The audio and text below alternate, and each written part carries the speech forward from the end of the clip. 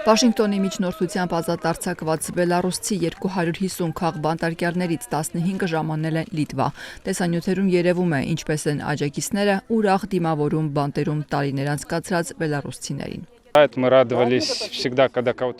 Մենք միշտ ուրախ էինք, երբ ինչ-որ մեկը ազատ էր արձակվում, բայց սա շատ անսպասելի էր։ Ազատ արձակված բանտարկյալներից բլոգեր Էդուարդ Պալչիսն է ավտոբուսից դուրս գալիս պատասխանում լրագրողների հարցերին։ Ես մենախցում էի եւ հիմա այստեղ եմ մենախցից ազատվելուց հետո։ Այնպես որ պարզապես պետք է սովորեմ որոշակի բաների, բայց նրանք մեզ չէին ասում, թե ուր ենք գնում, ուստի մինչև վերջ չգիտեինք։ Դա անակնկալ էր։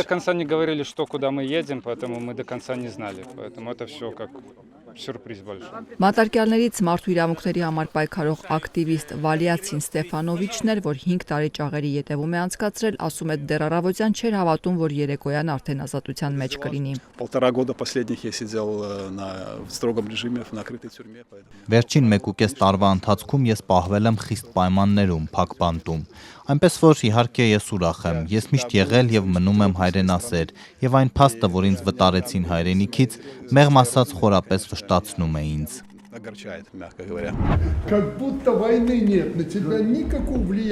250 քաղբանտարկյալները ազատ արձակվեցին Բելառուսի նախագահի եւ Միացյալ Նահանգների հատուկ ներկայացուցիչ Ջոն Քուալի բանակցություններից հետո Ալեքսանդր Լուկաշենկոն սակայն էլի առիթը բաց չի թողել պնդելու։ Ես անընդհատ ասում եմ ձեզ, որ մենք քաղաքականությանը վերաբերող քրեական հոդվածներ չունենք եւ քաղբանտարկյալներ չունենք։ Մենք ունենք մեղավորներ, բայց մենք այս հարցը քննարկել ենք։ Կարծում եմ, որ մենք մեծ մասամբ գտել ենք ընդհանուր լեզու եւ բելառուսական կողմը պատրաստ է հետևել մեր պայմանավորվածություններին։ Քաղբանտարկյալների ազատ արձակման դիմաց Միացյալ Նահանգները չեղարկեց որոշ բելառուսական ընկերությունների եւ հաստատությունների նկատմամբ սահմանված մի շարք պատժամիջոցներ։ Վաշինգտոնը դեռ անցած տարի դեկտեմբերին արդեն մեղմացրել էր որոշ պատժիչ միջոցառումներ այն բանից հետո, երբ Մինսկը ազատ արձակեց 123 քաղբանտարկյալների։ Միացյալ Նահանգների հատուկ ներկայացուցիչ Ջոն Քուալին իր հերթին ընդգծել է, որ Լուկաշենկոն ցանկանում է լինել համաշխարհային խաղացող, ուստի պետք է հետևություններ անի։ Եվ ես նրան ասել եմ, եթե ուզում ես լինել համաշխարհային խաղացող, չես կարող նման բաներ անել։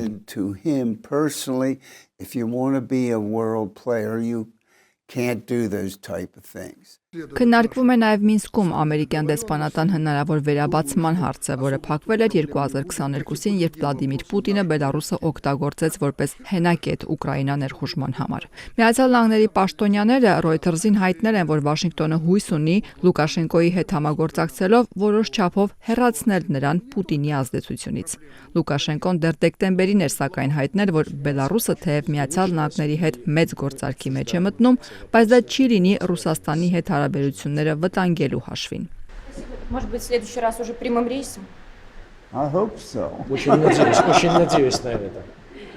Բելառուսի վտարանդի ընդդիմադիր գործիչ Սվետլանա Տիխանովսկայան Տելեգրամում գրել է, որ ուրախ եւ թեթևացած է իրեն զգում եւ շնորհակալ է Միացյալ Նահանգներին բանտարկյալների ազատ արձակման ջանքերի համար։ Տիխանովսկայի գրասենյակի տվյալներով ազատ արձակվածներից 235-ը մնացել են Բելառուսում եւ միայն 15-ն են ժամանել Լիտվա։ Լիտվան երկար ժամանակ ապաստան է հանդիսացել բելառուսական ընդդիմության համար եւ աջակցում է երկրի ժողովրդավարական շարժմանը։ Այնուամենայնիվ Վիլնյուսը չի կարծում, որ Եվրամիությունը պետք է կրկնօրինակի Միացյալ Նահանգների մոտեցումը։ Լիտվայի նախագահ Գիտանաս Նաուսեդան ասել է, որ այս հնարքներին լավ ծանոթ են։ Խնդիրն այն է, որ Լուկաշենկոյի համար ստեղծվում են թերի խրախուսման մեխանիզմներ։ Սա կարող է կործանարար ցիկլ դառնա եւ սովորական պրակտիկա՝ ազատ արձակել որոշ բանտարկյալների, ձերբակալել մյուսներին, իսկ հետո Միացյալ Նահանգների հաջորդ այցի ժամանակ փոխադարձ փոխհատուցման հույսեր ունենալ։